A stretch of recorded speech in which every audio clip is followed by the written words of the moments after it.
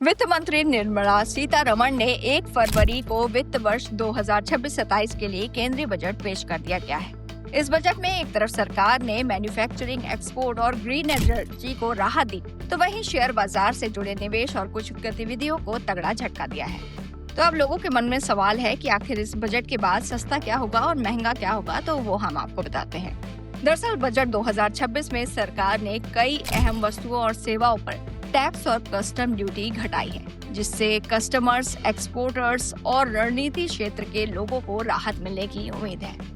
इसके अलावा सरकार ने विदेश यात्रा पैकेज को अब सस्ता कर दिया गया है, यानी अब ओवरसीज टूर पैकेज पर जो टैक्स कलेक्टेड एट सोर्स यानी TCS लगता था, वो अब घटाकर सिर्फ 2% कर दिया गया है। पहले ये 5% से लेकर 20% था। इससे अब विदेश घूमने वालों को सीधा फायदा मिलेगा। इसके अलावा विदेश में पढ़ाई भी अब सस्ती हो जाएगी। दरअसल लिबरलाइज्ड रेमिटेंस स्कीम यानी LRS के तहत शिक्षा से जुड़े खर्चों पर लगने वाला TDS कम कर दिया गया है। इससे विदेश में छात्र अब आराम से बिना आर्थिक बोझ के पढ़ाई कर सकेंगे। इसके अलावा सरकार ने अल्कोहलिक लिकर, स्क्रैप और कुछ मिनरल्स पर कस्टम ड्यूटी 5% से घटाकर 2% कर दी गई है।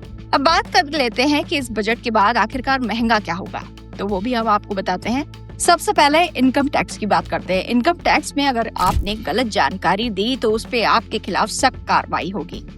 अगर आप कोई जानकारी गलत देते हैं या नहीं बताते हैं तो टैक्स अमाउंट के बराबर यानी 100% तक का जुर्माना लगाया जा सकता है। वहीं चल संपत्ति की जानकारी छुपाने पर आपको पेनल्टी देनी पड़ेगी।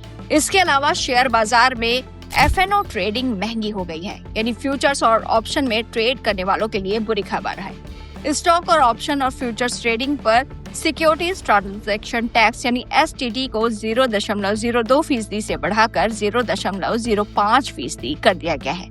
इससे डेरिवेटिव ट्रेडिंग की लागत बढ़ती है और एक्टिव ट्रेडर्स पर सीधा असर पड़ेगा।